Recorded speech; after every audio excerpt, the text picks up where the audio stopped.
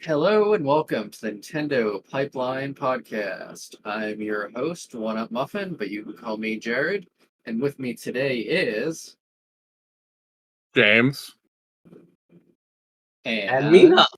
Hey, thank you both for joining me on this very special occasion. As is the trend, we come back whenever there is a Nintendo Direct. So here we are. We love a direct in this Love a house. Direct. Oh, we love a direct. And what a direct this was, huh? Yeah. And as we know, this was the Direct. They announced the successor to the Switch 2. It was Yeah, the main totally. focus of the Direct, and now they told us beforehand there would be no mention of the Nintendo Switch successor here. And they held true to that promise. Yeah, and they upheld it. But they still gave us a lot of great things. And do we want to kind of go in kind of mostly in order, but of the mostly just the things we're excited for? Yeah. We can do back that. at the end if we miss anything. Remarkably light on filler, honestly. A really good direct. There's a few of those montage reels, or they'll show you a game for a second, you'll be like, okay, let's get to the good stuff again. But no, overall, not too much filler here. Who would like to start with the first the opening game? Anybody excited about this one? Oh yeah. Mario and Luigi brothership. Mario and Luigi's back. It's back. This is kind of wild, right? Because Alpha Dream shut down 6 years ago now, or something like that. Yeah, 5-6 years ago. Was it that long ago? It's been a bit now. It was 2019, so it's been 5 years. Yeah, their crap. last games were those 3DS remakes. Yeah, the last thing they did was the Bowser's Inside Story remake that came out in 2019, January 2019 or so in the West. And they got shut down shortly afterwards because that game mega bombed. Not because that game mega bombed, but I assume that didn't help. That was kind of a last hurrah, right, for them. Well, they had 2 mega bombs in a row, right? Because didn't the Superstar Saga remake bomb? Yeah, the Superstar Saga didn't do pretty hot either, as far as I know. It definitely wasn't a million seller, right? And it's so funny if they had just saved those for the Switch. Oh yeah, if they had just done that on the Switch. But anyway, yeah. Alpha Dream has been dead for 5 years, and so I think a lot of people weren't expecting a Mario and Luigi game anytime soon. I think people expected it to take some time to find a developer and whatever. But here we are, 5 years later. There's a Mario and Luigi game. It's full 3D this year, right? So that's exciting. What a time to be a Mario RPG fan. We have a remake, a remaster, and a new game, all within the span of 2 years. In a year. It's been 12 months. From November 2023 to November 2024, all 3 Mario RPG pillars will have released. Yeah, that's crazy. That's wild. Who would have thought, right? That Mario RPG fans would be feasting at the end of this RPG renaissance. I played Mario RPG for the first time ever. Yeah, me too. That's crazy. The craziest thing. Oh yeah, go on. The craziest thing is that the series that's the developer is dead is the one getting the new the new entry and not just a remake. That's what's really crazy. Yeah, because I expected if Mario and Luigi came back, I expected it to be a remake because the Nintendo likes to do this thing where a new developer takes on a franchise and they start with a remake. We've seen that a couple times now in the last generation, right? Brazil kind of tested the wheels with remakes. Mercury's team, Way Forward with Advance Wars. So it's kind of crazy that a new team is working on Mario and Luigi, but they get to work on a new game right off the bat. That's pretty wild. Do we know who the team is? We don't. Nintendo has been coy lately about developers, teams, which is so why? Yeah, I don't get it. I guess they just want the casual person to think it's Nintendo. Don't. Yeah, I do get it in that sense of they don't want differentiation between their games. They just want you to think, oh, Nintendo made this, right? Yeah. Because there's that high quality. Yeah, Nintendo's high quality, so I want to buy this because Nintendo made this, right? They want you to think that because Nintendo has such positive association with people, right? That's my guess anyway as to why they do that. But I don't necessarily know that I buy that because I don't think that normal people think about that to begin with.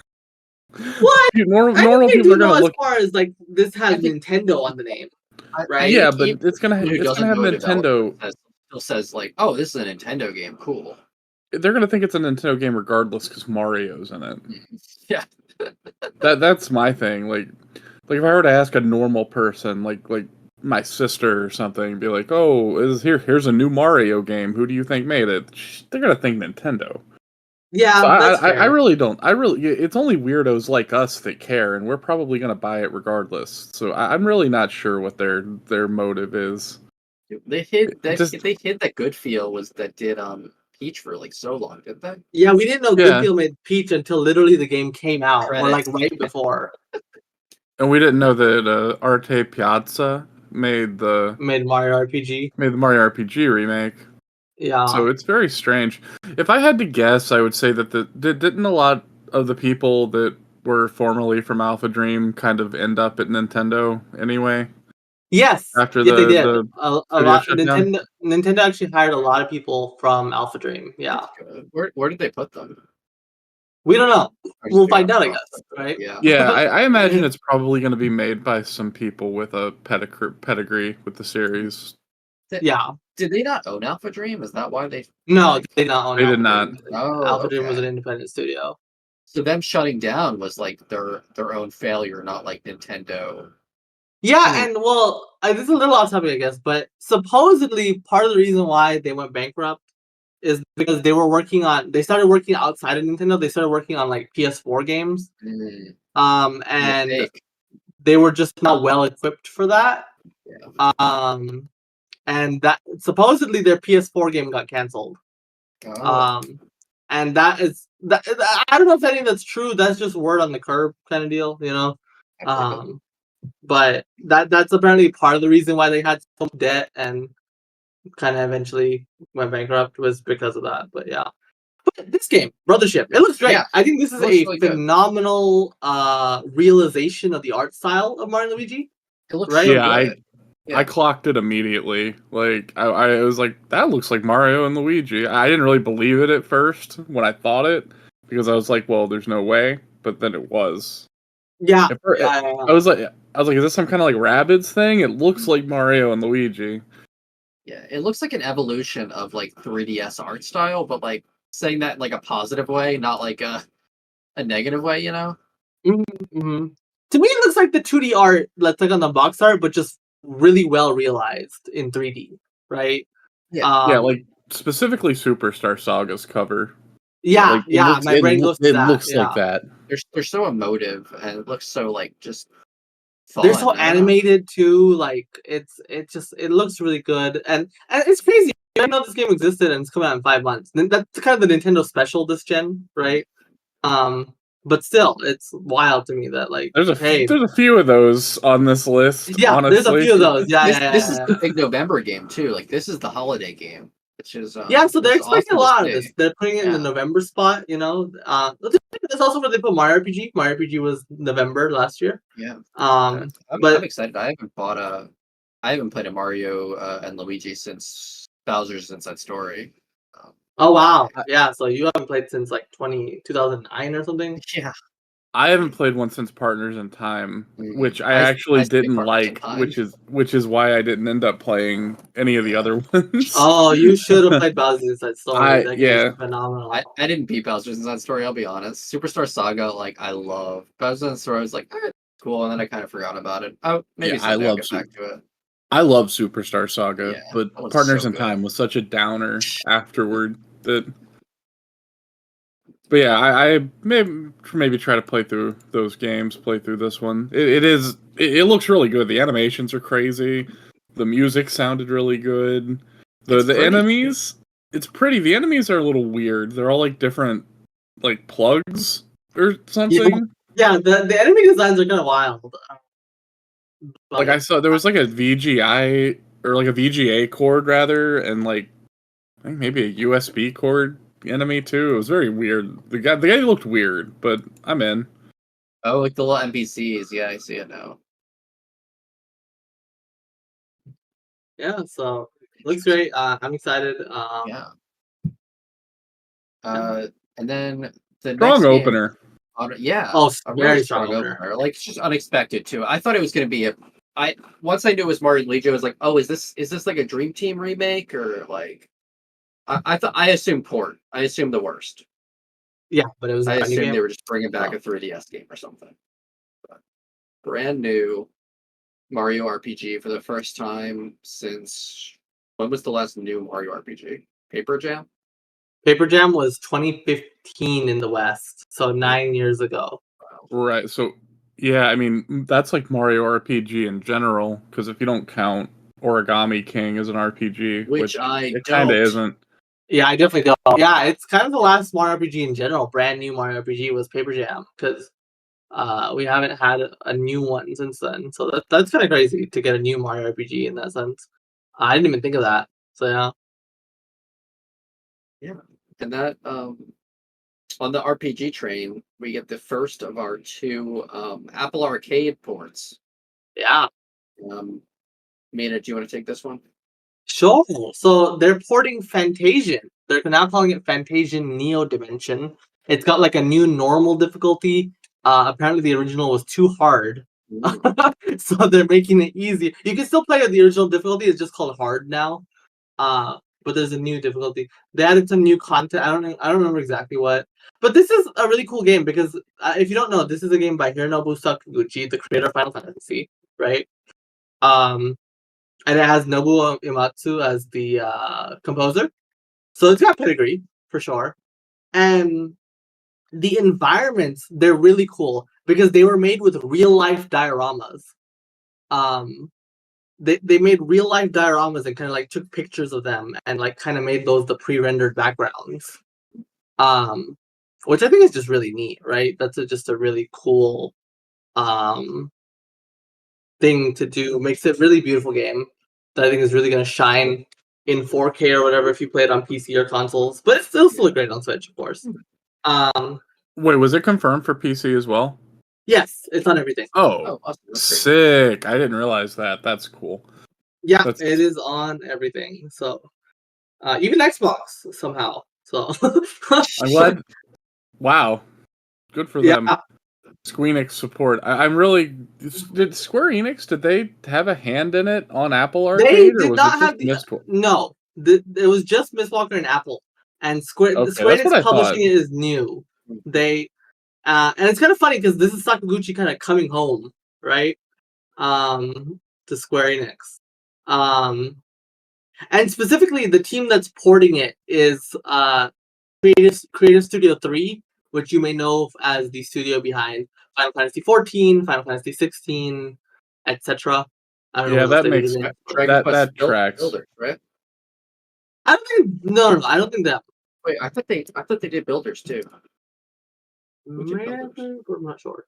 But yeah, so Square having a hand in this kind of a surprise, right? Yeah. But yeah, Well, cool game.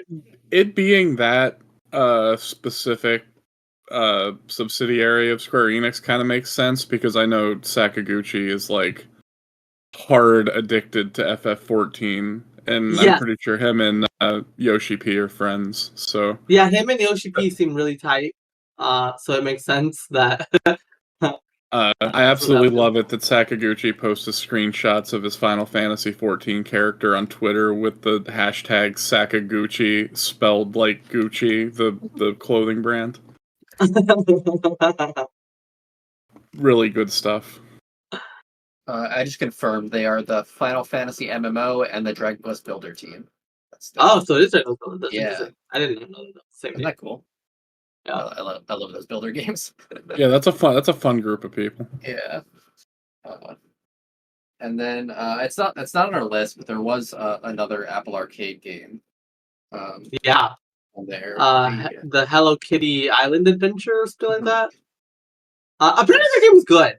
It's like if you like Animal Crossing and if you like cozy games like that, and if you like Sanrio, it's apparently just a really solid game.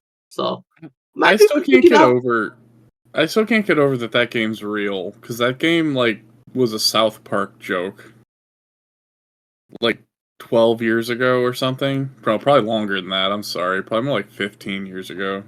Oh, did they make like a Hello Kitty joke? Or... It was in the World of Warcraft episode. They were talking about the kids were talking about playing another game called Hello Kitty Island Adventure. So like when this got announced, it was a couple directs ago. I feel like it got announced. I was just like, I feel like I Mandela affected myself. Yeah, it's fine. I'm not interested in Hello Kitty Island. No, I'm not either. I just wanted to bring it up. Neither am I. But I have a feeling my nieces will love it, so I will probably end up seeing at least some of it. I'm on like a maybe. Like if people I know say it's good, maybe I've heard good stuff about the Apple Arcade one. Yeah. But speaking of games for true adults, the game we've all been waiting for, basketball is being added to Nintendo Switch Sports. So that was another blind side. Like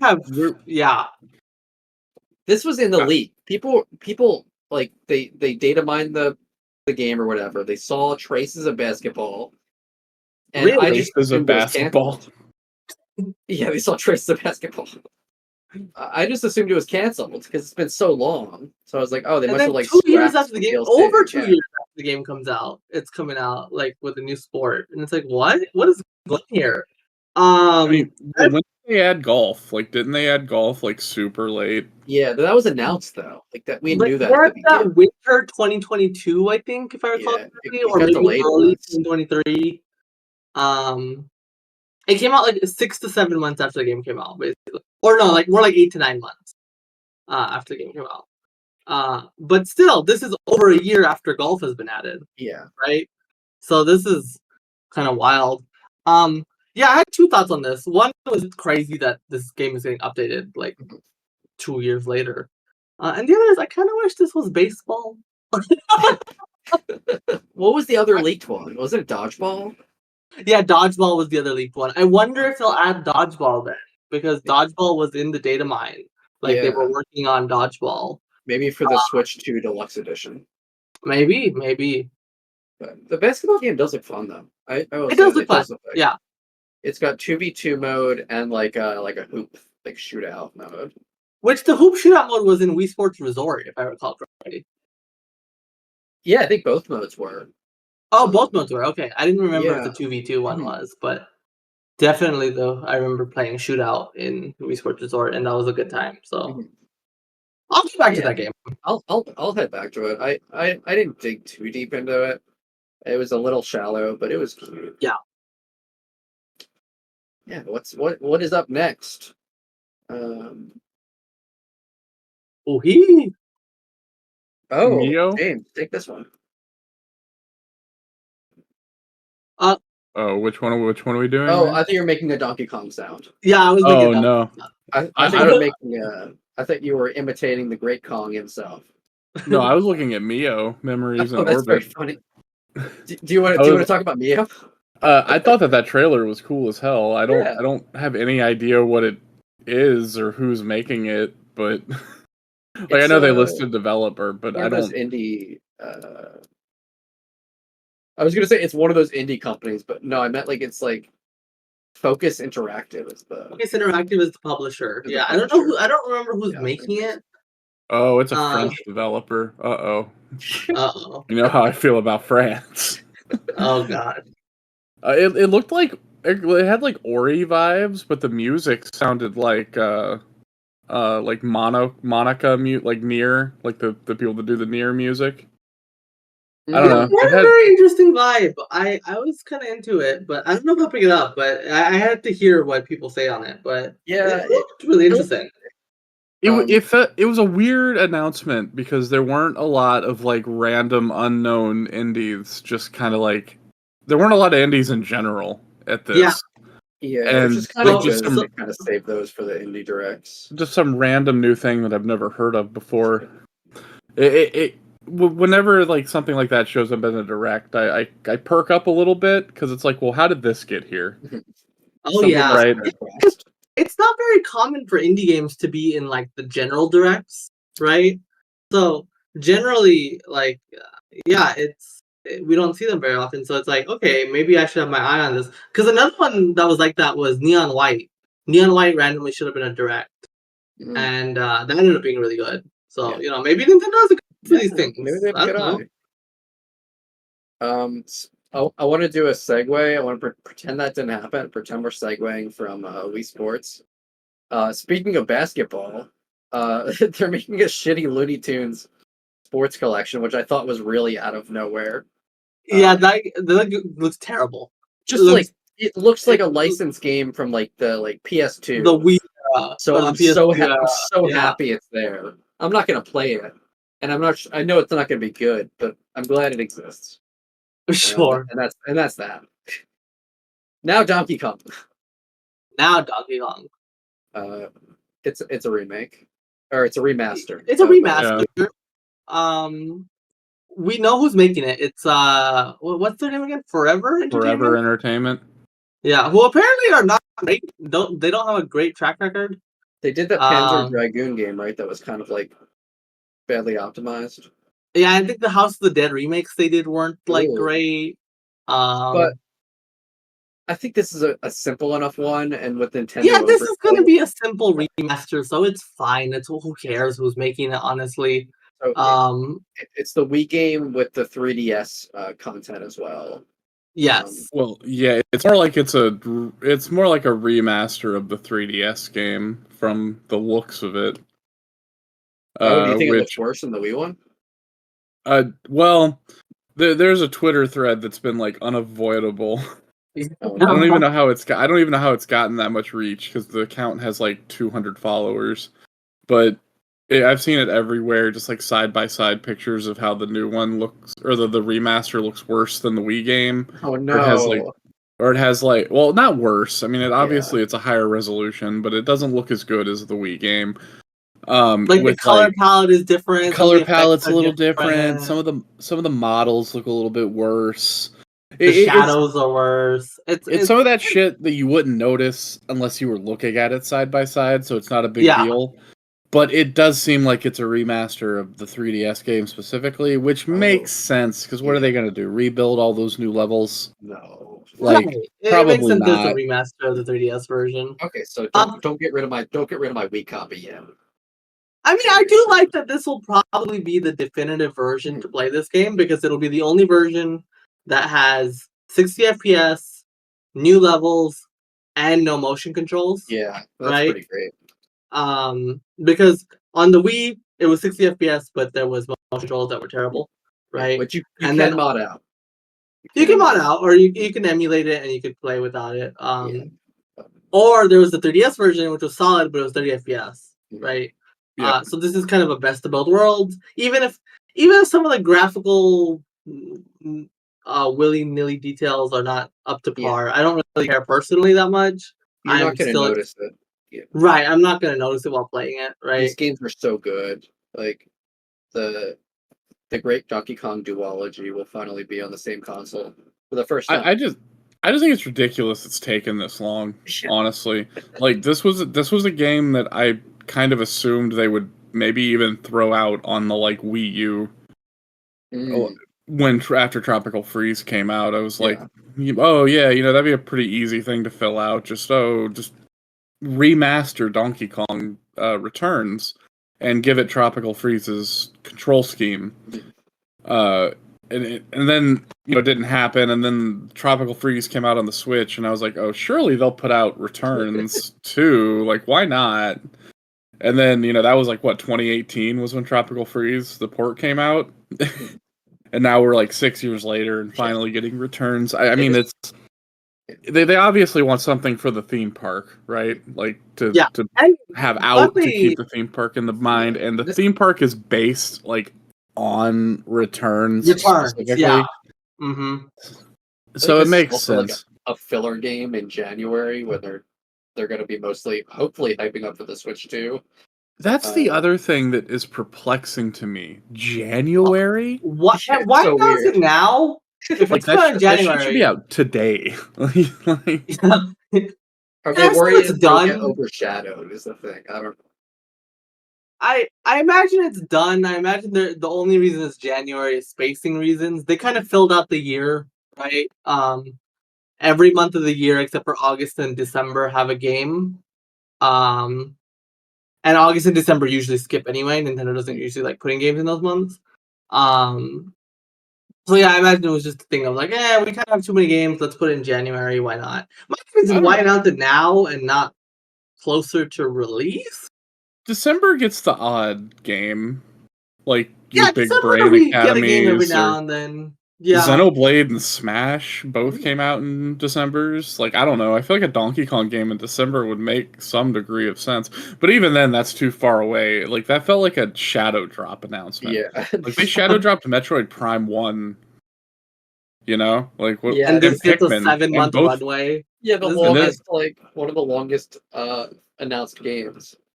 I guess just why announce this? It almost makes me think it kind of lends credence to the idea that there won't be a September Direct this year.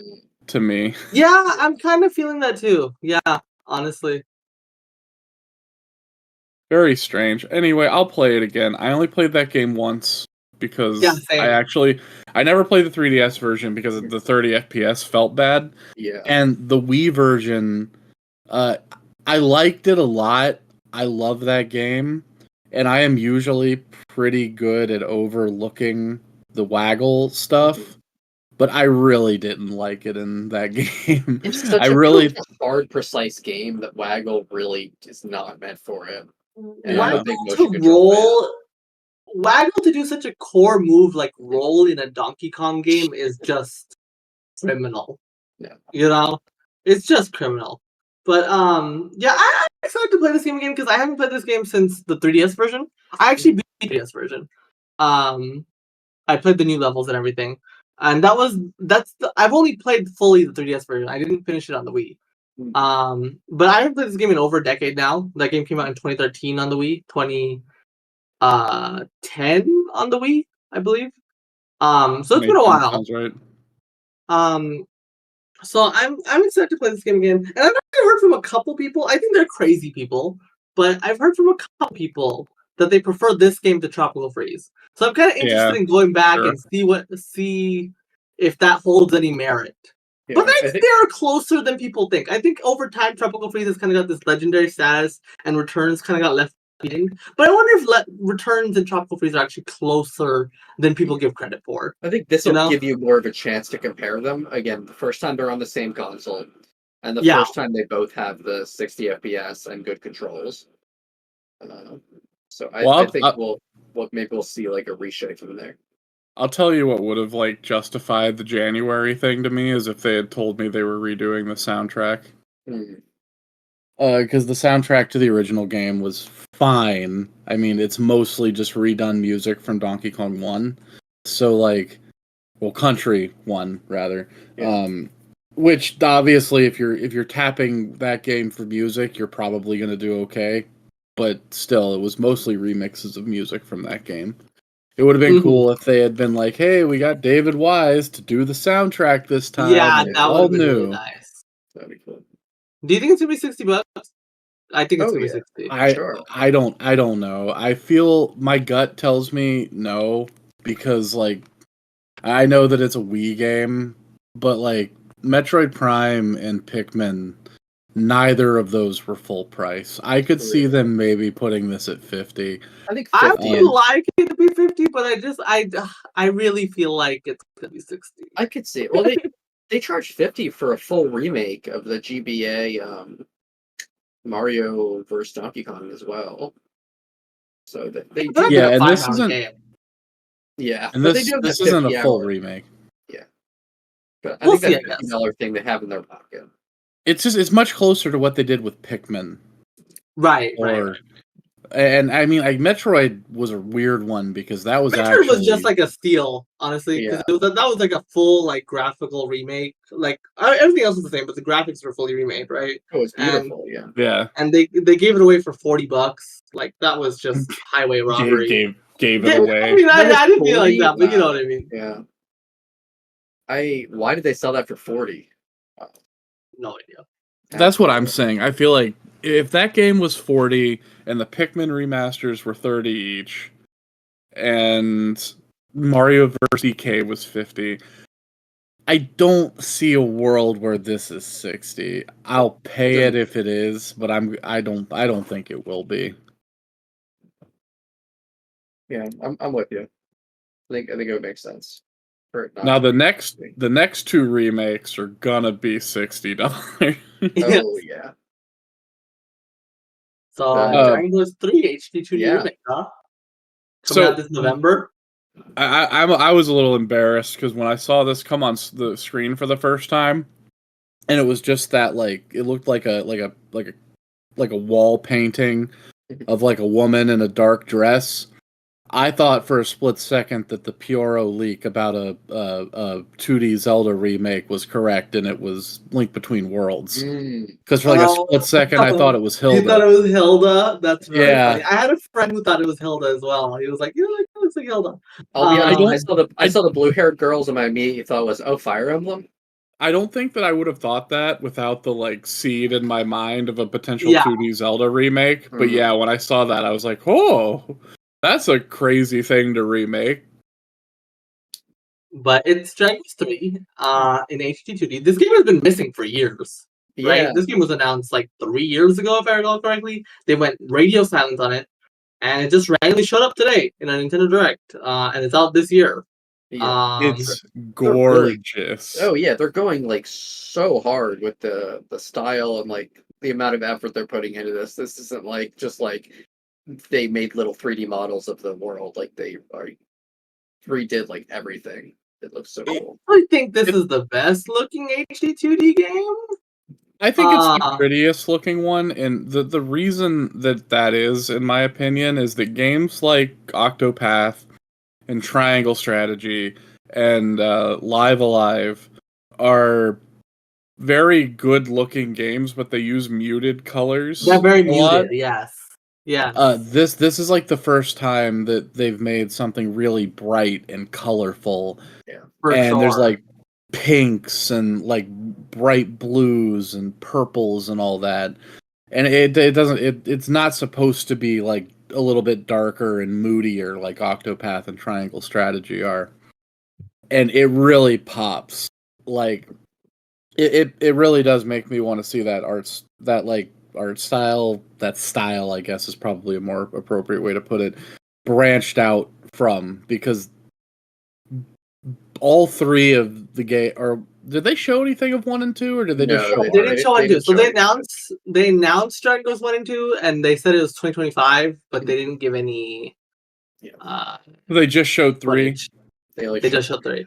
Okay, yeah. Then everything we've seen from 3 is gorgeous. Yeah, just absolutely beautiful.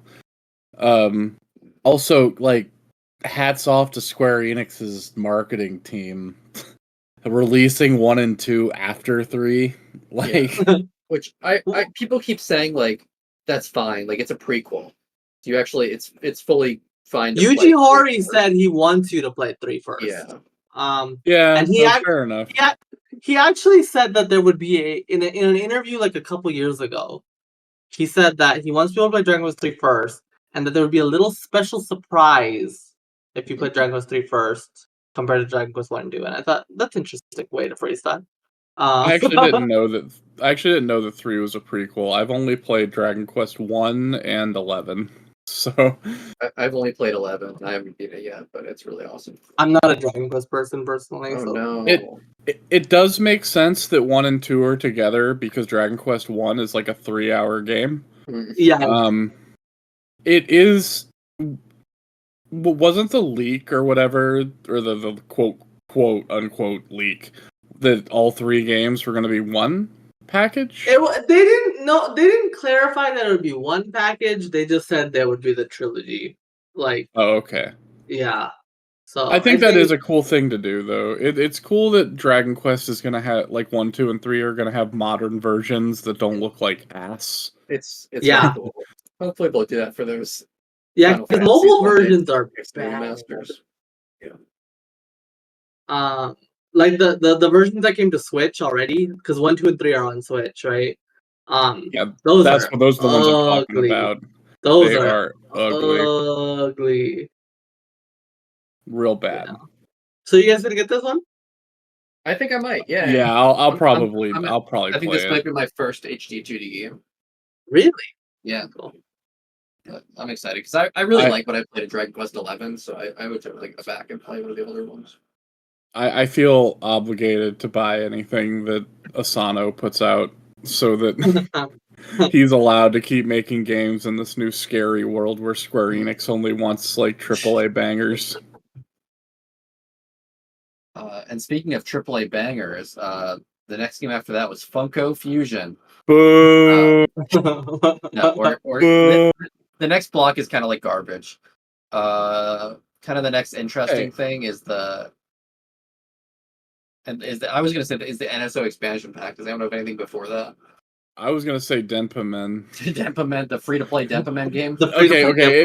It being free to play definitely puts some damper on it, but it's very cool that we saw the Denpamen in a North American cute. Direct in It looks 2024. Weirdly, it's seemingly gonna come to other consoles because they said first on Switch. I was like, weird. Okay. Yeah, well, it's apparently an Denpamen on Apple Arcade Xbox. game. Oh, or is something? That's I think that's what I heard. I might be wrong. Don't quote me on that. Apple Arcade games don't have microtransactions, so this would. I think this is just a mobile game, like a regular ass mobile game. Okay, I'm sorry. Yeah, maybe just an iOS game is maybe what it was. Maybe just in Japan. Maybe. But it does look I don't cute. know. I don't really know any. I've heard the term Denpamen before, but I know zero about those games. Yeah, I don't know a ton about it either. I just like it when things like show up, like quirky, cute. weird things show up. But yeah, other than that, we can go to the NSO the stuff. NSO expansion pack. They're adding what it's the GBA link to the passport, but that's not the interesting part. The interesting part is that it has the 4 swords. It comes with 4 swords, yeah. Yeah, so now you can play 4 swords easily with online.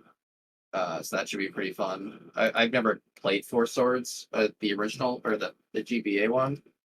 I'm excited to give that a try.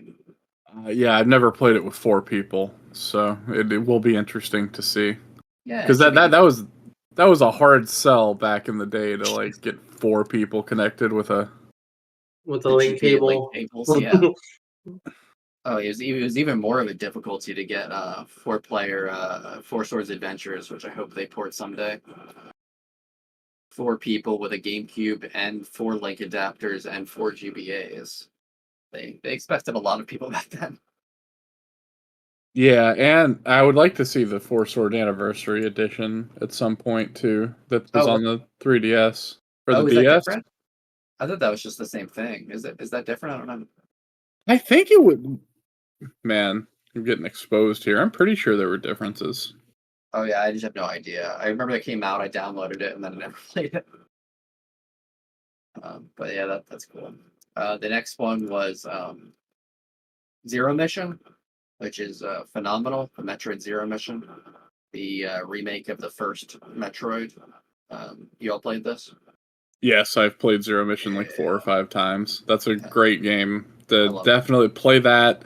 Play that instead of Metroid 1 on the NES. Yeah, honestly, if you're only gonna play one, play that one. It's so much. It is a significantly better game. Mina, are you a Zero Mission fan? I love Zero Mission. Yeah, I am a big fan of Zero Mission. I think that's the definitive way to play Metroid 1. Like, I don't like the NES game. Yeah, I don't like it either. Yeah. Sorry, Clay, the big NES fan.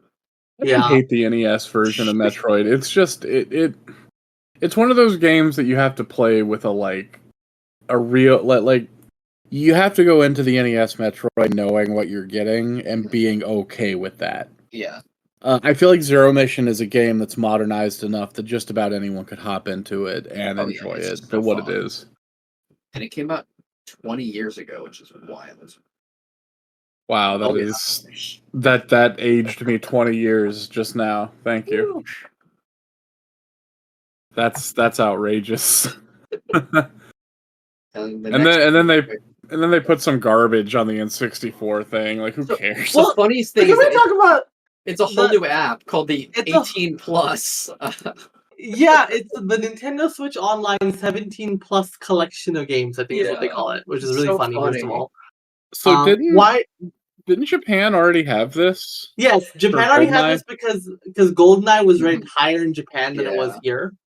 But now we're getting a 17 plus app. It's just very strange. I get why they do it. That way they can separate the M-rated games so the children can't download it. This stuff is more like, we still don't have Super Smash Brothers.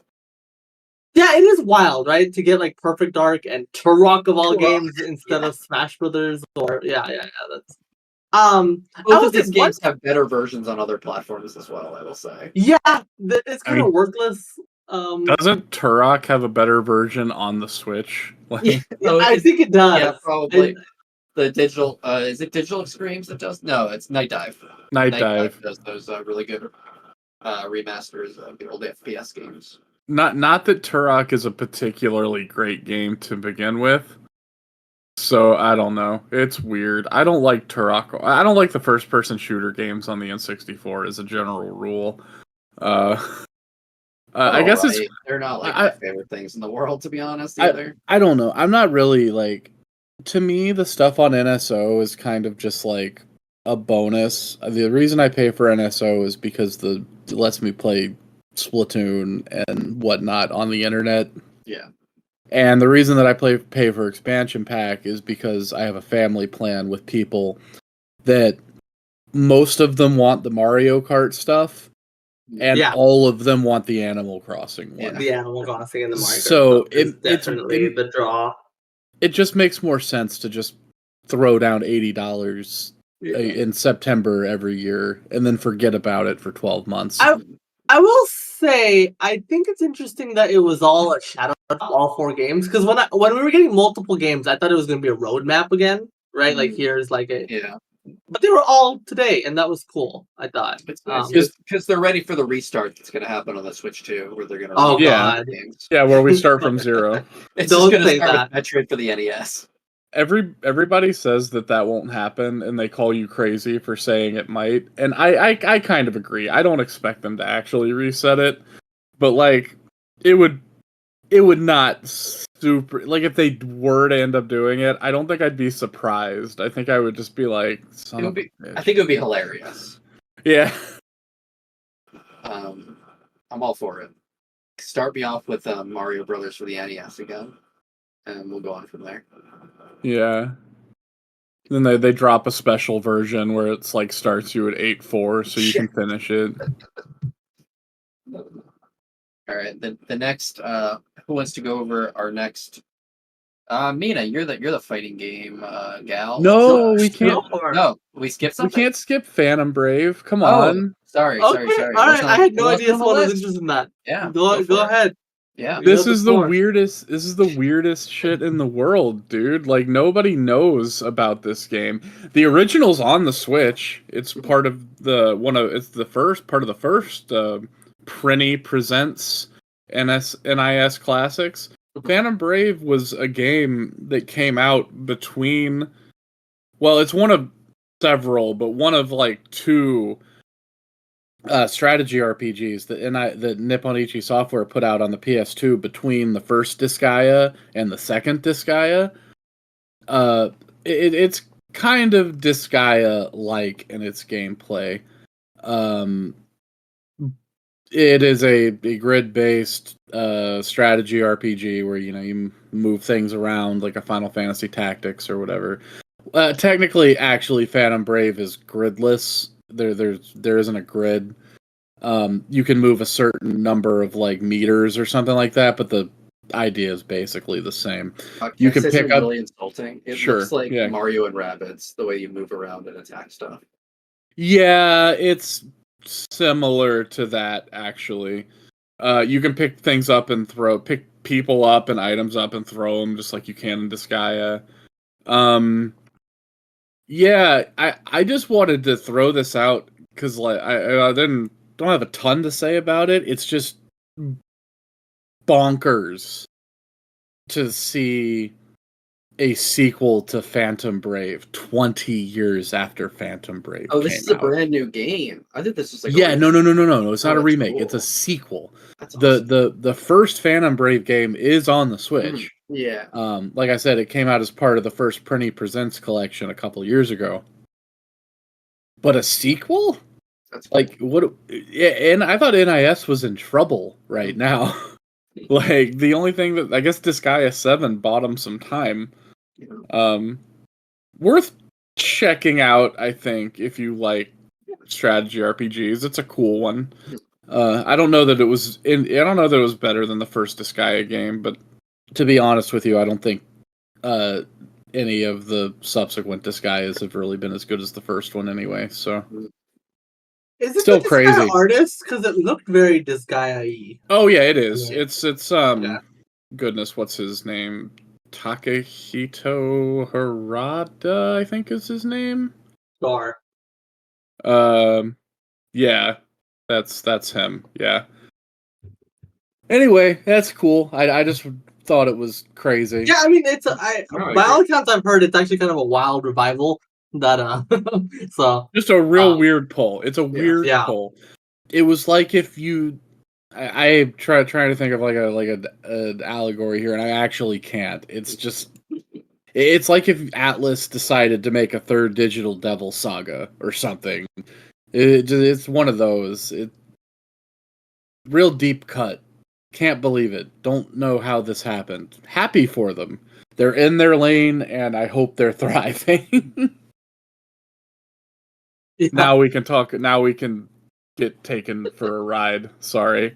Let's get taken for a ride. So Marvel versus Capcom collection. This is crazy actually, because a lot of people thought this was basically impossible. As far as we know, Capcom and Marvel haven't been on like the best of terms or whatever. Just a lot of licensing issues.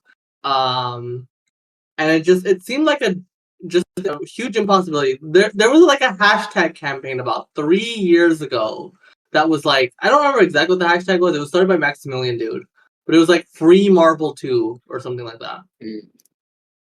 And it got pretty big, and I kind of wonder if that had something to do with this, to be honest.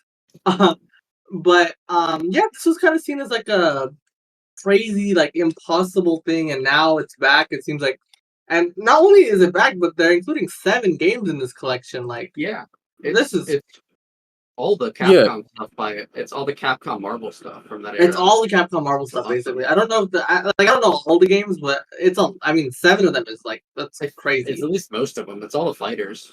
Well, I mean, the fact that they even got X-Men v Street Fighter in there is cool. These games aren't really my thing, honestly, but it's very cool that they're here. I really like these. You get X-Men Children of the Atom, Marvel Superheroes, so those ones are just Marvel characters. Then you have X-Men vs Street Fighter, then Marvel vs Street Fighter, then Marvel vs Capcom 1 and 2, and then The Punisher, which is a 2D beat 'em up that I've not seen before. Oh wait, Children of the Atom's on there too? Yeah. Oh, that's crazy. It's like a pretty full pack. It's a pretty full pack. It's wild. It's Children very of the surprising. It's a side-scrolling beat 'em up. It's not even a fighting game. Yeah, that's the thing. There's some beat 'em ups in here. Yeah. It's like all the Marvel games that Capcom worked on, whether they're crossover fighters or not. That's very cool. Actually, it's a fighting game. I just want to clarify that. What is? Yeah, Children of the Atom is a 2D fighting game. What one am I thinking of? I looked it up. There's a Konami one. That's the one you're thinking of. Oh, okay. Like X-Men the arcade game. Yeah. Okay. That's the one that has like 6 players. Pretty sick. Yeah, that was the one I'm thinking of. My bad. That's okay. Well, that's still rad. Yeah. It's still like, this is a crazy collection. Happy it's happening. Coming up this year. It's another this year drop. And just really, really neat. I'm happy. I'm gonna get it for sure. Don't get it on Steam. Sorry, Switch. Yeah, probably I would get it on PC too, because there's same with the other fighting collections by Capcom. There's no cross play, which is I would say this is probably one that if you want to preserve or whatever, I would probably get a physical copy. Because there's a high chance in a couple years that this game gets delisted, I think. Yeah, probably. So I like, it's coming physical to PS4 and Switch. So So do you think this bodes well for a new MVC, or do you think this is I very much believe this is the kind of the prelude to MVC4. I guess 5, but I'm calling it 4. We pretend Infinite didn't happen. I mean, we don't have to pretend it didn't happen. They basically pretend it didn't happen. Yeah, I think this portends really well for a new MVC game. Yeah, so I would say that now's the time, right? Because like Infinite kind of came out in the peak era of the MCU, kind of dominating what a Marvel game could be. And I feel like now that the MCU is kind of in the shitter, there's like kind of maybe less worry about them adhering super strictly to a certain style, a certain vibe, you know? Like maybe those games could go back to being cool again instead of lame. Yeah, hopefully that's kind of the dream, right? Is that they're no longer tied to the MCU. They no longer have to do like MCU kind of related stuff and just kind of go wild with it, go more comic book art style. Like, yeah, and we're in like the revival of fighting games. Like Street Fighter 6 did like really good numbers, and I don't know. By all accounts, this is a good time to be making a fighter. Yeah, Tekken did well, Strive did well. Pretty much everything in recent memory has been doing pretty good. Fighting game wise. This is the time, Capcom. This is the time. Yeah, don't fumble it.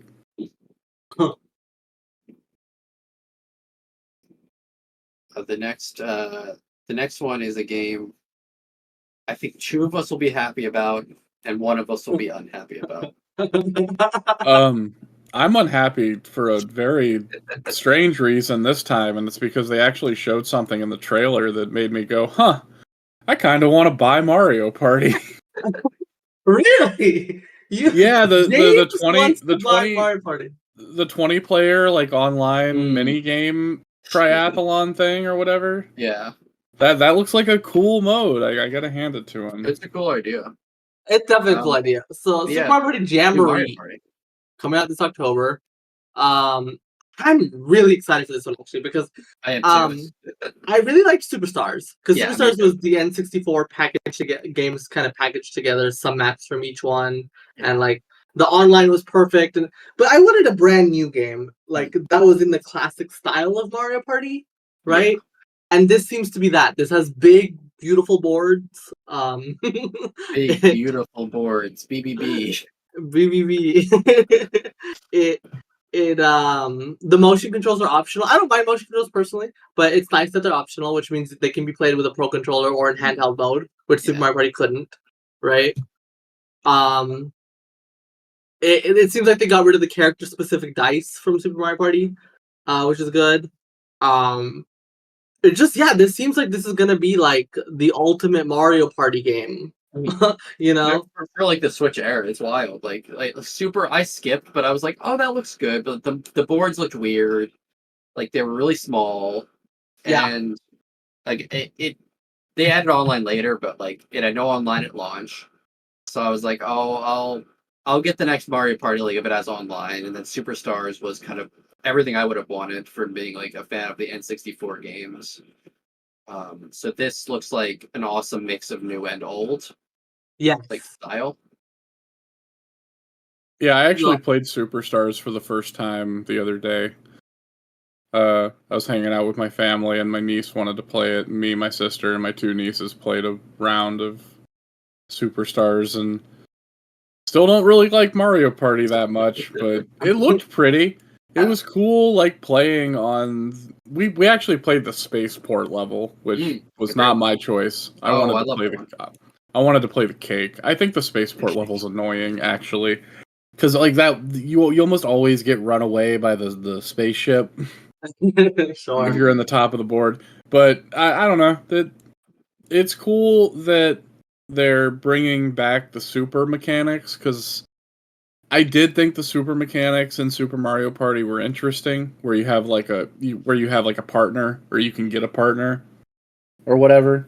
And I don't know. We'll see. Maybe it'll be. I'm sure I'll end up playing it. Yeah, Against I my also will or something. love that there's actually like a good amount of boards in this one. Yeah, I think 7's the most that's ever been in a Mario Party, isn't it? at least in a long, long time. If At at least a all. long time. I want to say yes, but I don't want to say for sure. Some Mario Party rabid fan will correct us, maybe. I will say Yeah, also, but I I mean- love that 2 of the maps are retro ones. Like that's a big thing in Mario Kart, that you always have like the new maps and the old maps. Like that should be a thing in Mario Party as well at this point. And now it is. Yeah, it just makes sense. And like Western Land is awesome. I have less familiarity with Mario Party 1 maps, but Western Land is one I really liked as a Yeah. kid. I'm having the same boat. Yeah, super cool though. 100 I'm excited as a Mario Party fan. Yeah. Day one. I'm in. 110 mini games. Yeah. Pretty good. I think they said it was the highest ever, right? Yeah, it's the highest ever. That's awesome. ND Cube going out on a bang, man. ND Cube they're good. They make Clubhouse games 51. I love ND Cube. They are a money printing machine. I think this is their 5th game on the Switch. Oh wow. That sounds right, because they did everybody 1-2 Switch, didn't they they? did everybody 1-2 Yes. Switch. Yeah. And So what it would they have been did three- Super Mario, the 3 Mario Party games, everybody 1-2 Switch, and Clubhouse. So yeah. Yeah. What a collection. Really, then- if you think about it, that's actually 56 games. Yeah. Very true. And then the next game, I mean, I don't think it's arguably. I think this was the coolest new game of the show, right? Yes, this was the game of the show. This is the game that got the most views on YouTube afterwards. I think this is getting the most chatter. It's Zelda, right? The Legend of Zelda Echoes of Wisdom. Yeah, this game looked tight as hell. I'm so in. We finally get a Zelda game where we play as Princess Zelda. Yeah. Isn't that just inherently exciting? Yeah. And so wild. you know, she doesn't play like Link, which I view as a huge positive, because like otherwise it would just be like it would be the same game with a fresh coat of paint, right? A recolor, yeah. I strongly believe that if they want to make a Zelda game where you're a girl that plays identically to Link, it should just be Link.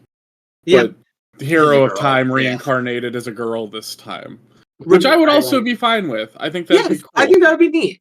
Right. But if you play as Zelda, she should play like Zelda. Like Zelda. Zelda's a magic user. And she doesn't do like hand-to-hand combat. Like she's different. She's a different character, right?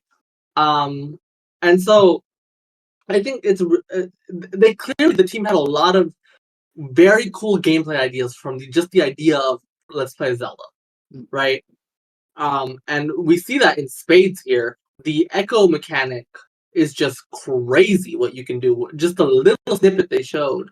Yeah, it's very Tears of the Kingdom. Mm-hmm. It is. So just a basic overview of this game. If by some accounts you haven't seen the trailer, it's in the top-down kind of chibi art style, the same as Link's Awakening, the remake. And the Echo ability lets you copy items in the world and place them in other places. Just to give a brief rundown of yeah. But yeah, this it just like this game looks like it's gonna be really creative. The puzzle solving is just gonna be really fun, right? They kind of brought in the Breath of the Wild, Tears of the Kingdom style of like kind of solve the puzzles in your own unique way. Yeah. They brought that idea to 2D Zelda, right? Which I think is really fun. And just the things you could do with that mechanic, like summon monsters, summon like a cool little spinner top. I saw her using a weird like cannon thing. I don't know. They got a lot of ideas just from this little part we've seen. You can get over walls that you couldn't normally get over. You can copy enemies. You can it's just really, really, really creative. And I bet speedruns of this will be awesome. And it's coming out this September. Yeah, it's so soon. I do kind of wish, in a way, that she had maybe like some of her smash moves, like the Ocarina of Time spells, like Den's Fire and Nehru's Love. But I think that what's cool about this is it feels like they approached it with a like a gameplay first perspective of like we don't want to just make another 2D Zelda game where Zelda attacks things like Link does. Yeah. Whether that's plays identical to Link or, plays like a ranged version of Link. Like she wanted something just totally unique, and this is probably the coolest way they could have done it. I don't know. It's very interesting. That's definitely the most exciting game coming out this year, in my opinion. Yeah. We know about, at least. I guess we could find out about something. I do usually know everything that's going on. Is it confirmed that it's a Link to the Past's map again? No. It looks like it's expanded. It seems like it's heavily based on, but there are already differences people noticed. Okay. So it's like I saw people talking about it, and I wasn't sure. Because I know basically what it is it's the general layout seems the same, but the screen to screen is different. Does that make sense? Sure. So I get it. Yeah. But like you'll probably find Death Mountain in the same general area that Death Mountain used to be, right? Right, but it's not going to look like Link to the Past or Link It's not going to look like Death Mountain from Link to the Past, no. Okay, so it's not a Link Between Worlds situation, really. No. Yeah. This is a dream game for me. I've always wanted to play a game of Zelda. Like always have wanted to play a game of Zelda because I fucking love that character, right? I always thought like it would be really cool using her magic. I mean, this is an idea far beyond what I ever thought, right? The people at Nintendo are just way more creative than I ever could be. I heard people compare it to like Scribble Knots, which I think is very funny. Like that sort of like creativity, and also like just two other brief notes. One, there's a jump button. That's pretty awesome. Oh, I didn't know that. You can see her hopping around. I assume it's not automatic, but I guess it could be. I assume there's a jump. If I'm wrong, that's possible. But it seemed like she's hopping around, and then also you can see that there's on like the D-pad icon. The right is the Echo Wand, but there's 3 other slots, so we have no idea what could be there yet. So she has more abilities that we don't even know of, which is cool. So even if this is not necessarily a thing, this is the main idea of the game, but there could be other things. There's seemingly other things to this game, which is the Nintendo special, right? They love to like they don't like to reveal their full hand in the first trailer, right? And so we'll see what else they have up their sleeve with this game, but I almost don't want to watch more footage of this game because it's like like a Tears of the Kingdom like situation. Like I'm gonna buy this game in a few months. Why do I want to see anything more of this? Exactly. I don't want to spoil like all the Echo things I can do. But yeah, the idea of a 2D Zelda that has that Breath of the Wild style openness just seems awesome. And yeah, I'm excited to see that mix of the 2 different styles. Yeah. Yeah, it's gonna be cool. Very, very cool. I'm glad to see the return of that engine too. The Link's Awakening remake engine. Yes, I love the Link's Awakening art style. I think it's adorable. I'm super big fan of that style, and I hope they I'm glad to see them use it again for a new game. I do hope that it runs better than Link's Awakening did. Me and Mina were talking about that before we started recording because I'm playing Link's Awakening right now, and wow, it's rough. Yeah, it's mostly fine, but when it does drop, it's so brutally noticeable. Just and even when it it's happens. running okay, it's still like just kind of glitchy looking sometimes. Yeah, it's a shame. Yeah. But yeah, hopefully this game being like designed Switch first, without having to recreate something, they might be able to make it a little run a little bit better. And I'm really excited to see Grezzo make their first. We assume it's Grezzo. Obviously, they don't know. Yeah, we don't know for sure, but we're assuming it's Grezzo. This would be Grezzo's first original Zelda. I mean, people were. I was really hoping they would make like a new 3D one for the 3DS after those two remakes. But I'm really glad if it's them that they're getting a chance now. Well, they also co-developed Triforce Heroes, but it wasn't like a single player like traditional Zelda, right? That was a weird like multiplayer almost spin-off kind of thing. They get to now make a traditional 2D Zelda. Well, not traditional, but you know what I mean. It's a top-down Zelda. Yeah, so that's cool. Horizon Lego Adventures. No. That game looks so lame. Like I hate. Yeah, I hate being a downer about things this badly because, like, I don't know. I thought the first Horizon game was okay. Not the worst game in the world, but one of the most sauceless games in the world. Definitely didn't play the second one. Was not inspired to play any more games in that series. And just seeing something like this, it just kind of gets me like rubbing my head and being like, why? Like what? They're really trying to make Horizon like this huge thing, like this huge multi. I'm sure they'll try to do like a Horizon movie or TV show at some point. Yeah, they already did a TV show. Such a boring franchise. Like it does nothing for me. What crossover nightmare marketing thing happened to make Horizon Lego come to life, man? I just don't. I do think it's funny it's coming to Switch. Yeah, you see the PS Studios, and that it was featured in a Nintendo Direct. We got PlayStation Publishing featured in a Nintendo Direct. So that I mean, didn't we? Has there never been an MLB the Show? And yeah, MLB the Show has been in a Direct as well. Yeah, I was gonna say, like, we've seen it before. I don't. Like I said, I don't want to be too much of a downer on this, but I really think Horizon is lame.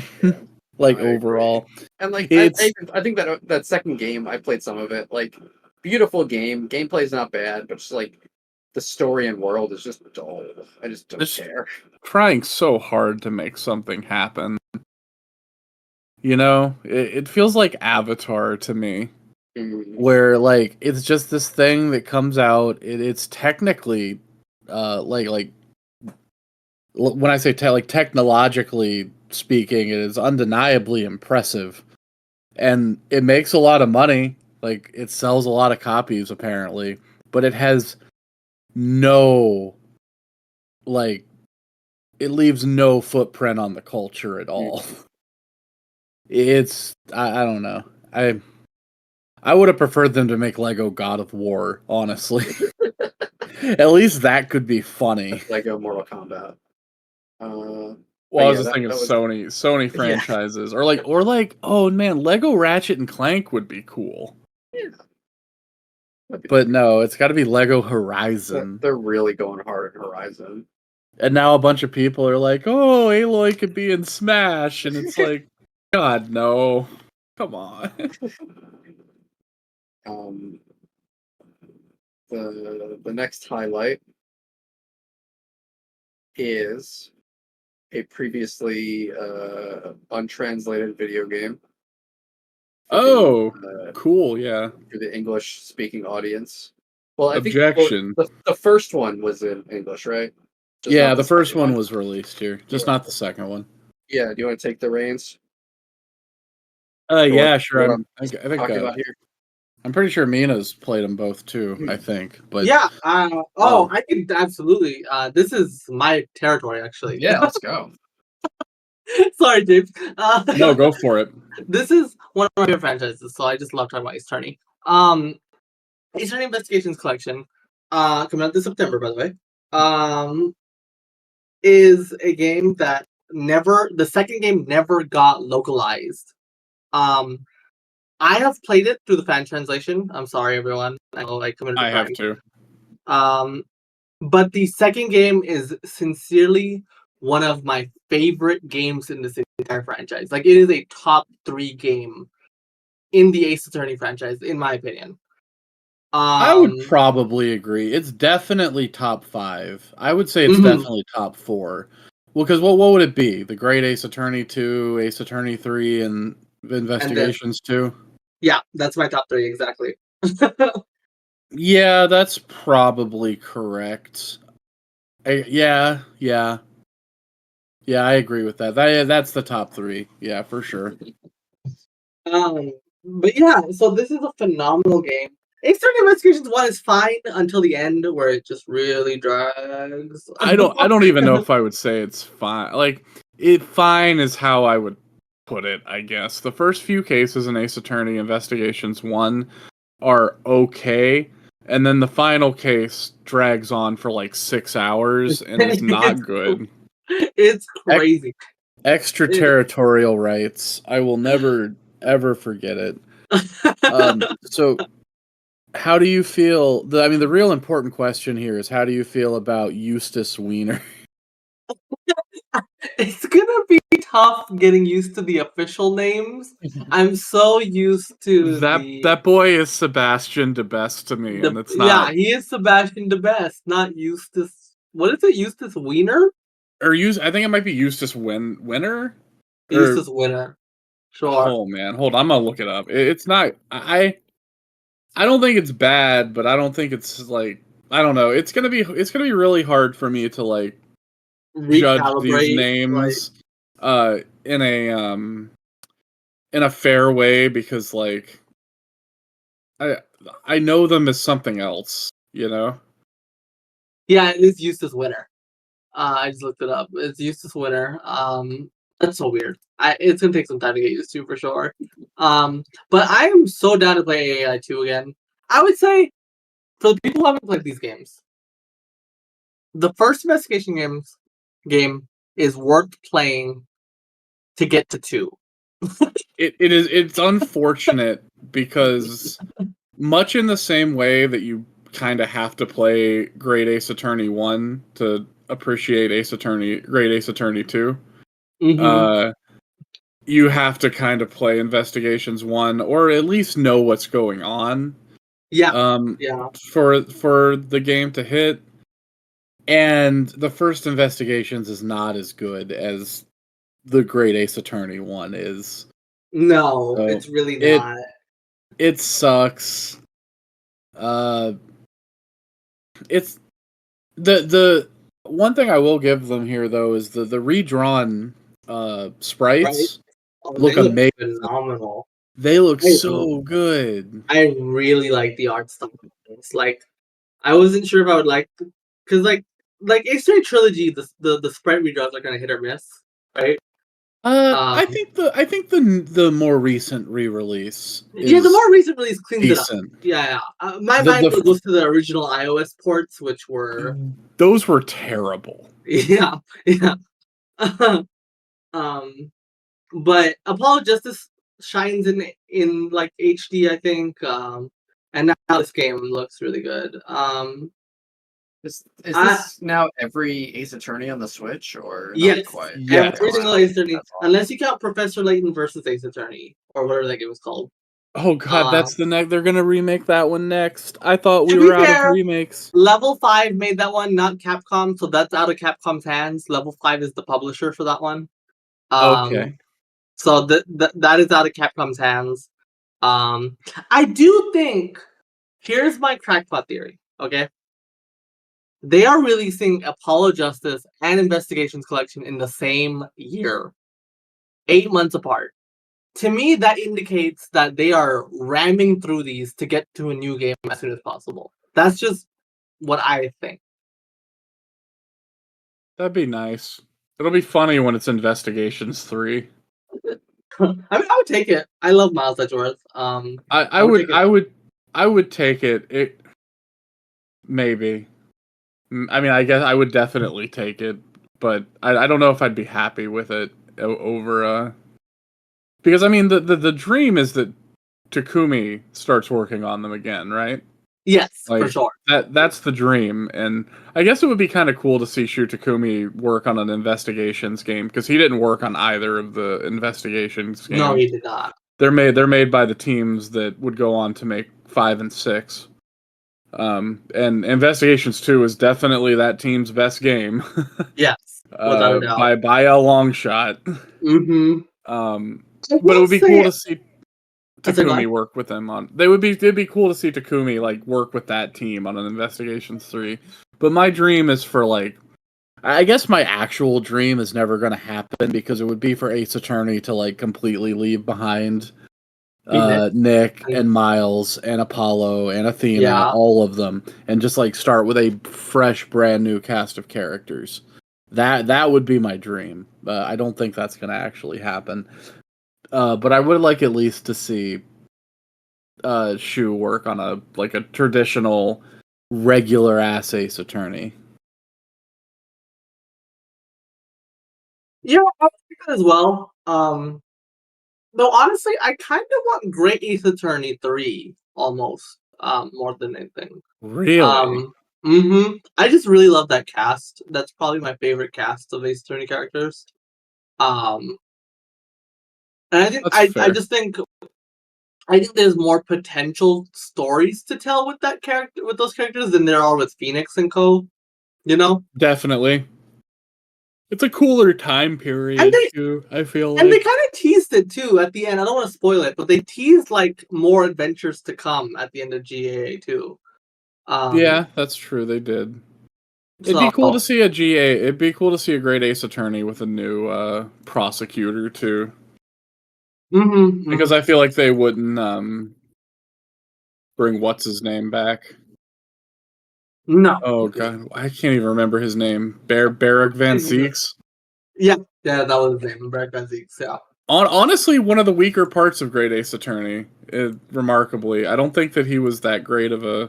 He's a good character. He's a good character. I don't think he was that great of a prosecutor. Of a prosecutor, yeah. Like when you compare to like Miles Edgeworth or Godot or even like not Franziska von Karma, but the dad. Manfred, yeah. Like those guys were all like way more fun prosecutors to go up against. Even Clavier to an extent. I was so like I said though, if you're an Ace Attorney fan, like a newer Ace Attorney fan, and you played Trilogy and you played Great, I would pick this up. Yeah, if you've never played them, it's worth poking at. It's a different kind of game, which is cool. You play logic chess, which is nothing like chess, but the pieces are there. The music's really good, especially in 2. 2 has one of the best like corner themes. But yeah, they're different games. You don't go into the courtroom with them. No. Which sounds bad at first, but they make it work. For sure. I went into the first game expecting it to be meh because I thought the investigation portions of the original Ace Attorney games were kind of meh. Like they're not what you're there for. But that ended up being fine. That wasn't the part of the game that ended up being disappointing. So if you're worried about playing a game that's just investigating parts, it's not that. It's its own thing. But yeah, so that's coming out soon, and I think it was just crazy that it's been localized after. It's great to see those games. 13 years. Yeah. Yeah. What that does that?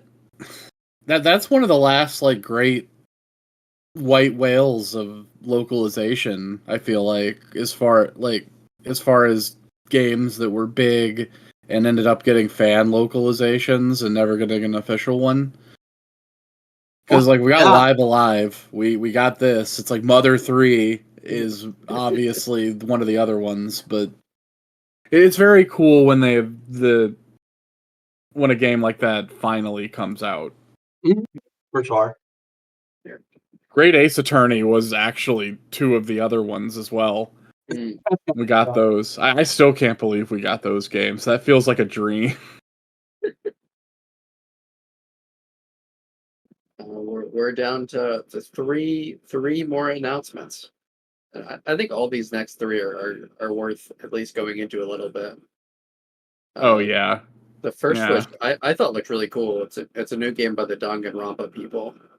It sure did look like a Danganronpa Yeah, it game. sure did. Or did look like it. The 100 I'm worried about line this game, though. Last Defense Academy.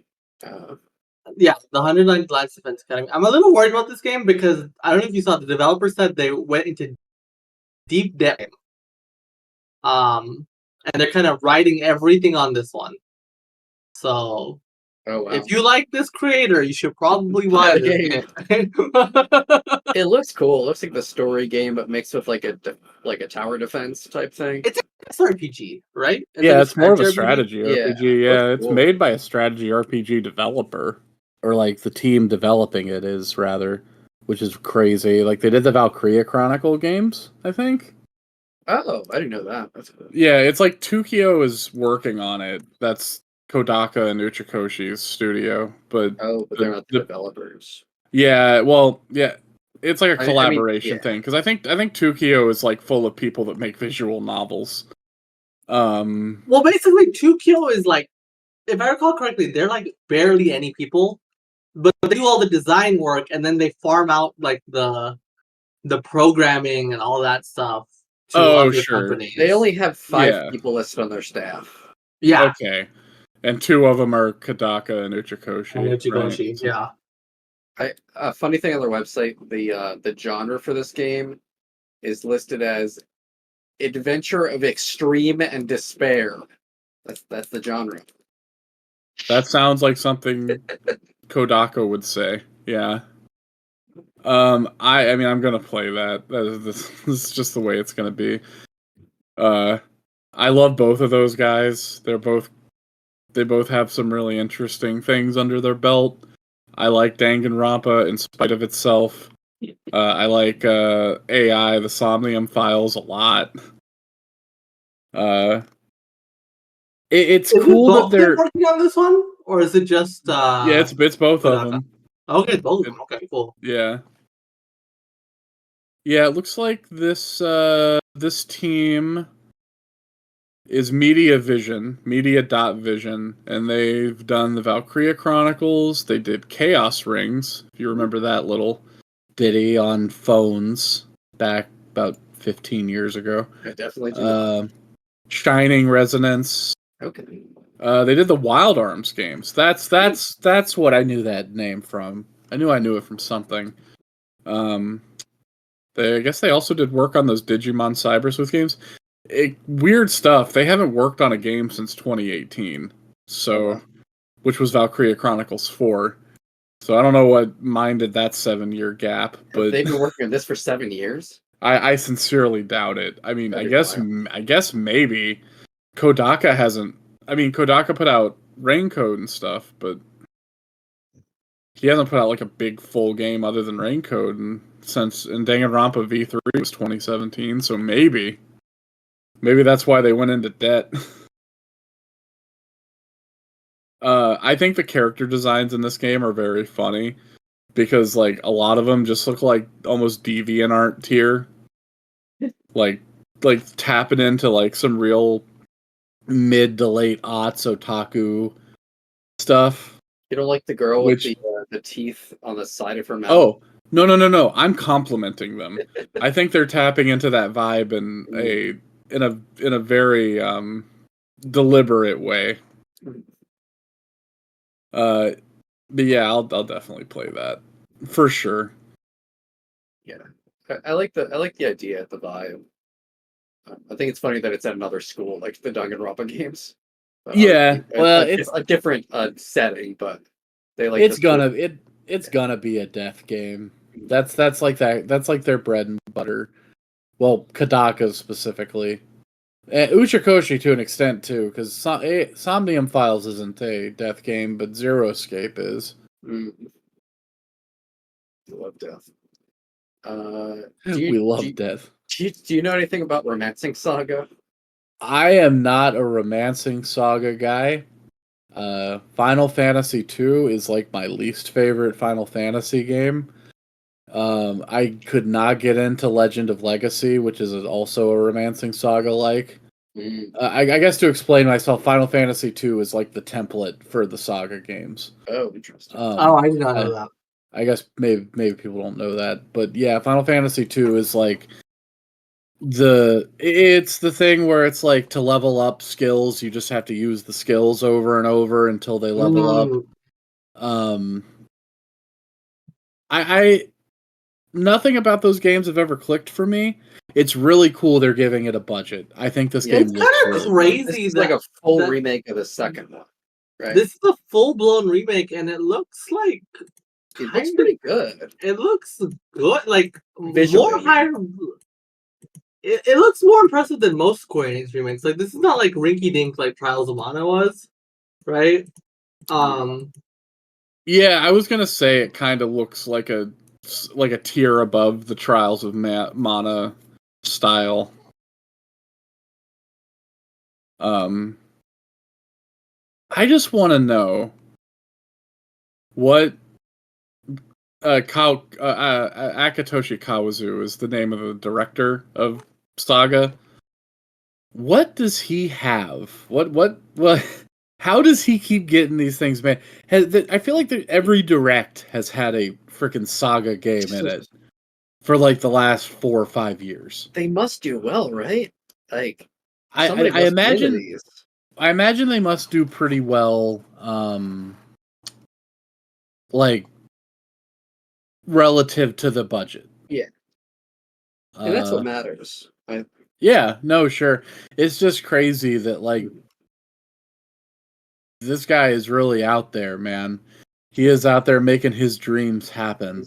Like we just got Emerald Beyond. That just happened. Like what? 2 weeks ago? No, I guess 2 months ago. Looking it up, April 25th, and that's a new game. Like that's not a remake. That's a new saga. April 25th. Yeah, April 25th of this year. Emerald Beyond just came out, and that's not even a remake. That's a new saga game. Yeah. And now there's a seemingly relative like mid to high budget. Obviously, it doesn't look like Final Fantasy or anything. But a decent budget remake of the second game coming out. When was that slated for? Is that this year too? October 24th. That is this October. Yeah. Wow. So that's 2 6 brand months. new Saga games in a year.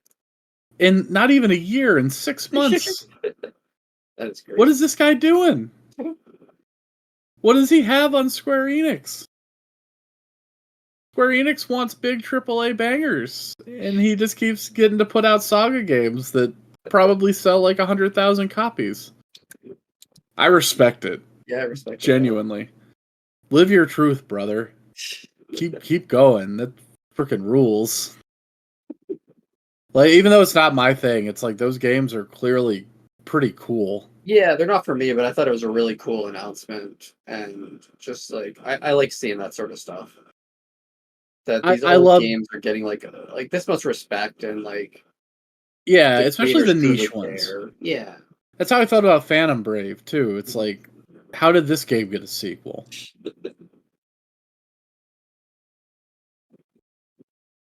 Now we have our final announcement, which makes sense as the final announcement. Though I think it's less cool than Mario and Luigi and Zelda. I would say that it's less cool than Zelda. I don't know that it's less cool than Mario and Luigi. I guess maybe insofar as it's a known quantity. Yeah. It's not a surprise, I guess. But I mean, it may deserve to be the closer. Yeah, right? No, it does. The closer should be like the biggest game that people are looking forward to. Yeah. That doesn't matter if it's announced or not. And Metroid Prime 4 is like This game was kind of hit legendary status, right? Of like, it got announced 7 years ago. It's had development troubles. How long ago was the reboot announcement? That was in 2019, so that was 5 years ago. 5 years ago. Okay, yeah, that's this game. This game has been in development for 5 years, and we had not seen a peep of it. It's a rare instance of Nintendo showing their hand a little too early. Yeah. Yeah. Mm-hmm. Yeah, I have no idea why this was announced when it was. Well, I think that they announced it when they did because they knew if the only Metroid game they were announcing was a 2D remake of Metroid 2, that people would be like upset. They learned from Federation Force that they needed to have other stuff to it, right? They needed to have Prime 4 because people have been begging for Prime 4 for years. Yeah. Yeah, because Samus Returns and Prime 4 were announced in the same E3 Direct. Yeah. Back in 2017. We're still making the big one. Which I guess to their credit, back then, maybe they expected Metroid Prime 4 to be out more in like a 2019 window. I definitely think that. I think they were expecting like 2020 at the latest, you know. But you know, the shit happens, and it had to get rebooted, right? But here we are, 5 years later. It is here. It looks good to me. I've seen some debate on whether or not this looks good or not online. I personally think it's one of the better looking Switch games. I think it looks really good. I don't get what people are complaining about, really. Yeah, I don't know. I don't know what people like. expect. Oh, it looks rough. It looks unfinished. Like the animations look terrible. I'm like, I don't see it. It's like at the end of the day, it's still a Switch game, right? Yeah. And I think people need to recalibrate to what a Switch game looks like, and that's what a Switch game looks like, more or less. And I would say it's on the upper end of Switch game. Yeah, quite frankly, I think so. The real problem is that you have like a bunch of sickos that have been saying for like the last 5 years that they're gonna wait and play whatever new game on the Switch 2 when it finally comes out. And we're now like finally like within spitting distance of Switch 2 actually getting announced. So people are looking at Metroid Prime 4 and expecting it to be a Switch 2 game. Mm-hmm. Like it's firmly a Switch game, right? It is firm. This was a statement that this is a Switch game. Even if it gets a Switch 2 version, this was built for the Switch, right? Yeah, no, obviously. I totally agree with you. I'm just not surprised that people are the way they are, I guess. I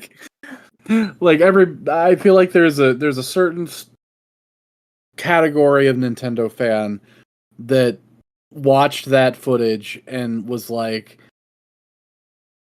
I thought this would look like a Switch 2 game. Yeah, like why doesn't this look like Halo Infinite or whatever? It was never going to. I'm just not surprised. I guess I thought it looked great. Yeah, I think the style looks great. I love the last shot they showed with like the jungle environment. That looks beautiful. Oh, that looked beautiful to me. Yeah. I think the environments look really good. Samus's model just looks really good. I think this was also a statement trailer a little bit of like, this is Metroid Prime. You know, if that makes sense. Like this is not like a reimagined like what they may have new mechanics and stuff later down the line to show us, right? But they want you to know first and foremost, this is a Metroid Prime game.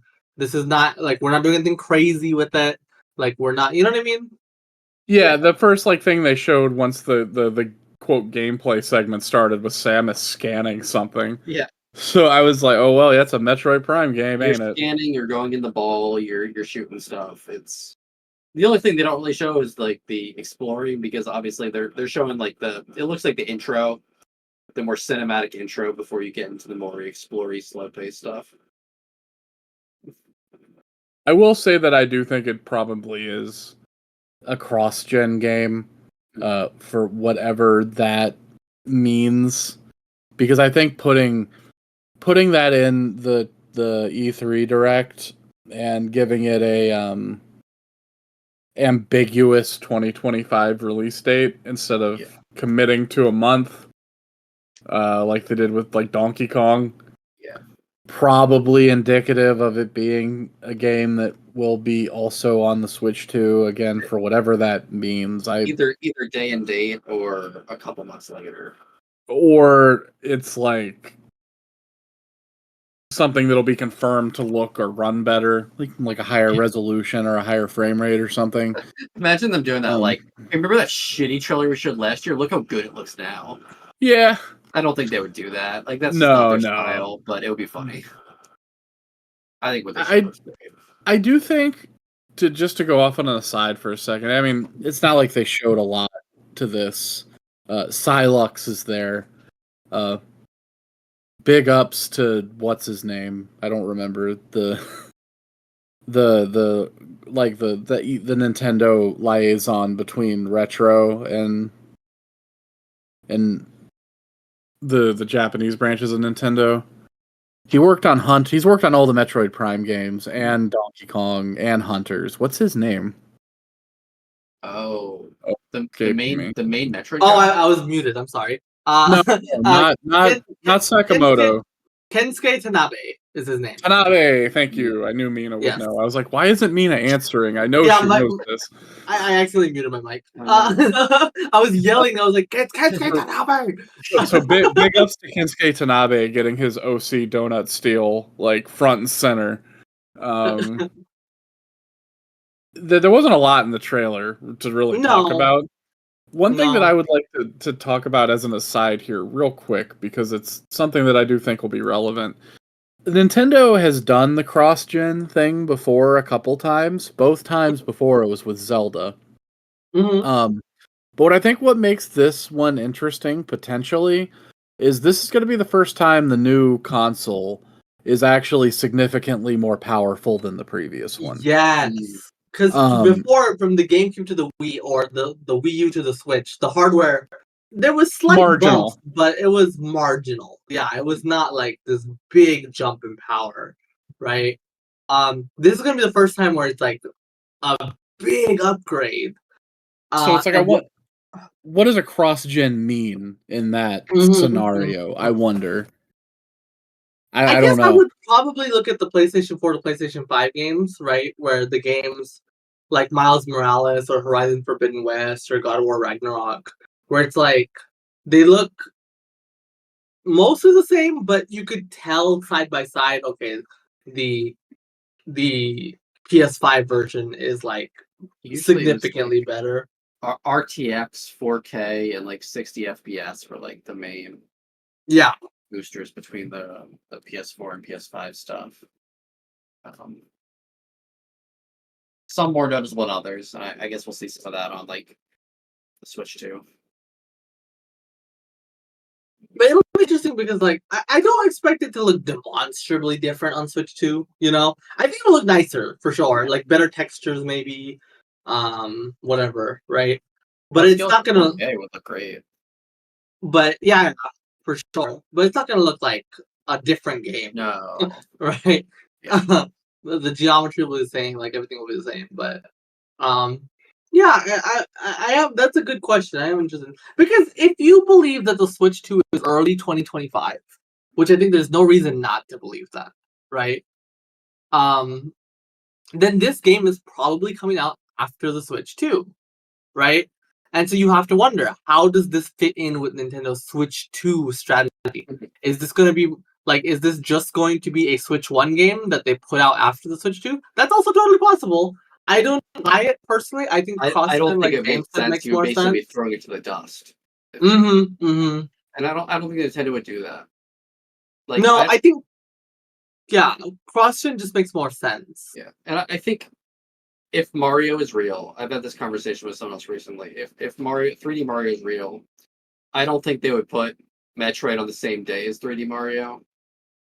Just like no way. Nintendo likes to space out their major releases. So I imagine Mario is the launch.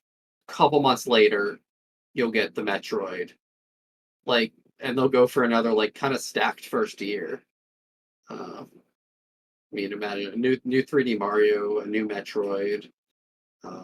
Yeah, I kind of just expect Metroid Prime to come out around the same time as the second Switch. I feel like that could easily be the big launch title. I don't know that I believe the Mario thing. personally. I strongly believe it's Mario. I think I I don't think Metroid strongly has. believe. Metroid just doesn't have nearly as much. Jay. I know it doesn't, Yeah. but you know what else also kind of didn't until Breath of the Wild? Zelda. No, Zelda's still way bigger than Metroid ever has been. Yeah, that's fine. And That's Zelda's true. launched like, I mean, that was the big like cross-gen Zelda launched I guess two platforms really. Yeah. The Wii had Twilight Princess. The Switch had Breath of the Wild. But what if they want to give Metroid the chance to do it? Mean, that would be awesome. I mean, if they truly believe in this game, I will say though, I think this game needs to be demonstrated. The only thing is because again, I think it looks really good, but it does need to look like a Switch 2 game if it's going to be the launch game. You feel me? Yeah. Yeah, I guess I kind of agree with that. Breath of the Wild got away with looking like it did because having a game like that on a handheld in the first place was and pretty because, novel like, in the 2017. Wii U hardware and like the Wii U and Switch hardware just like isn't that different, like in terms of like the visual fidelity they can do. But if you're having a console where it's like, hey, we are boosting the visual fidelity a lot, you want a game like a beautiful new 3D Mario to show that off. I just think it would be so weird for it to come out after the Switch 2. Like Well, significantly after. Like Nintendo doesn't do that. I guess it's really hard to even speculate on when we don't know what the Switch 2's like No, for sure. deal is. I think it's interesting though. And I think they would be willing to do it just because think about like the Switch fan base, humongous. So Yeah. you have what, like how many Switches? Like 30 million or 30 million. I think it's more like 100 140. 141 million. Numbers get weird. Very big number of people have the Switch 1. So like they're gonna buy the game if the Switch 2 is out, they'll be like, oh, I wish there was cool stuff to play. Oh shit, here's Metroid. And then someone who buys the Switch 2 will say, oh, I beat Mario. I wish I had some more cool shit to play. Oh shit, here's 4K Metroid or whatever. I think it works. Yeah. Yeah, it just feels weird. No, I get it. I haven't been following. I have not been following the Switch 2 sicko stuff at all. Is there any word from leaks about backward compatibility? No, but I would say it's basically guaranteed. Yeah, I expect it to be there. Like, I'm like if you had to ask me to like bet on it, I would pretty confidently bet for it. Yeah. If it wasn't backwards compatible, that would be just kind of tragic because the Switch has like so many like almost full franchises. So carrying that over, like,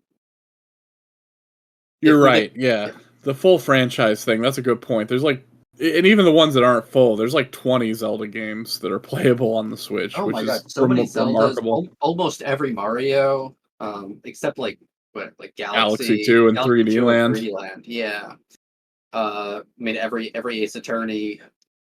We need Prime 2 and 3, but just like so many games, and like having that be stuck on a previous console would be tragic. Oh yeah. Yeah, I guess really the question is whether or not they'll be like backward compatible in the way a PS5 is to a PS4, where the games run better. Just like that's what I'm hoping for. That's the dream, is that the hardware just automatically bumps up old games to like run at their max res, their max. I bet they have to opt into that, kind of like what they had to do with Xbox, where maybe you'll get some loading, like improvements across the board. But yeah, I'm very curious about that. I think Nintendo is a company that would go back and update some of their older games. Like, I don't know, I could easily, if like if they didn't have a Smash plan for a while, I can imagine them doing like a 4K update for like a Ultimate or something. I don't know. Yeah, I could also see them selling you Breath of the Wild 4K for $60 on a new cartridge is the thing. I think you mean $70. Yeah. Oh yeah, sure, $70. That's gonna happen. I'm not looking forward to that. Yeah. Well, yeah. There's a lot of cool stuff, and I'm sure we'll have more speculation to come on that. Well, one thing I'd like to hand it to Nintendo is they finally beat the final year curse. Yeah. Yes. Good for them. Very true. Like, the final year of a Nintendo system is usually so garbage. There's like a Kirby game. Maybe you get a Rhythm Heaven. Yeah. Luigi's I am a Mansion little remake. sad we didn't get a Rhythm Heaven. But yeah, that is sad. But yeah, we're finally seeing a good final year for a system. So we didn't get a Rhythm Heaven or a Tamagotchi Life. No, I'm a little bit mad. No Pushmo is also tragic. Big Pushmo. I think that there might be room for a Pushmo still. I could see like there still being small eShop games that are Rhythm Heaven still, dude. To be honest, I think Rhythm Heaven easily.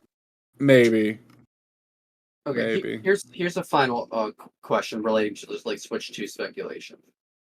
Do you think if Switch 2 when Switch 2 comes out, let's say they release a game like, well, whatever, we'll say like Picross 3D Round 3, would they make that a Switch 2 exclusive, or could Switch 1 players still buy these like new games? I think like the rinky-dink kind of games, and I don't mean this in a negative quality sense. I just mean like I know what you mean. Yeah. Like Picross 3D or Rhythm Heaven. I think those games are gonna be Switch 1. Like even going into 2025, maybe even 2026. To be honest with you, I don't think the Switch. They're not gonna stop supporting the Switch. Yeah. I mean, they didn't stop supporting the 3DS until 2019. Yeah, but this is the first Nintendo platform where like, what is it, like, not cross-play, but like it's the first time it's a direct upgrade in a way. Yeah, and like, because it's not like going from a cartridge to a disc or like a small disc to a big disc. Yeah. So what I'm saying though is even if those games are cross-gen or whatever, I mean, I don't think there's any point to making a game like Picross 3D cross-gen, right? Like you just make a Switch version. Just make a Switch version and it'll run on Switch 2 and that'll be fine. I mean, people still make PS4 versions of games. Yeah, they won't even bother making a PS5 version because they don't need to. I guess you kind of look at it like the DS to the 3DS. Because remember, like Pokemon Black and White, didn't that come out like 2 weeks before the 3DS or something? And then Black and White came out like a year after. After the 3DS, yeah. There were actually several. I think like there were a lot of games. I guess they weren't Nintendo's, but games like Pokemon Conquest and stuff. I'm pretty sure those came out either before or like right around the 3DS WarioWare time. Gold came out like the first year of the Switch, didn't it? And it came out like the second or third year. Wow. Yeah, so they supported the 3DS until 2019, a full 2 years after the Switch came out. And so the Switch has 140 million systems out there. I think their annual like user count is above like 110 million or something like that. So like people are still using their Switches. Yeah, they're not gonna abandon that audience, and so I think you're gonna continue to see Switch games, like I said, going into next year and maybe even 2026 and beyond. Like, don't expect the Switch to die anytime soon, quite frankly. And there's a lot of people that they're gonna keep their Switch ones until like their big game comes out, like the Animal Crossing people. They're gonna wait until the Animal Crossing comes out. Like a lot of them are not gonna bother getting it like until they know like their franchise is gonna be there. Yeah, that's true. There's not a lot of reason to buy the console if you don't care about the current games that are out. Not everybody is like a weirdo like us who cares about everything to some degree. But anyway, I think that was a really solid, like in my opinion, a top 3 direct of the Switch era. Awesome direct, and I don't remember individual directs well enough to say if it's top 3 or something, but it was definitely. I guess my expectations were low based on it being what would probably be the last one. Mhm. And it actually just kind of ended up being like almost wall to wall bangers. Yeah. It did feel like some of the lowest level of filler in a direct. I'll Yeah, really say wild. that. And so much There wasn't first like party 13 too. farm games. It feels It like wasn't just third party stuff. It was like 5 first party games there. yeah, they had 5 first party games in there. And the thing is also like, and I'm gonna be a little rude to another console here, but it feels like the state of play and the Nintendo Direct should have been reversed, where the state of play felt like a console on its last legs, you know, and the Direct felt like a console that's in the prime of its life. Mhm. Um, I mean, to be fair, the PS5 is kind of on its last legs, isn't it? They're gonna have that Pro out yeah, I True. guess, but like, in the next like and 12 months, right?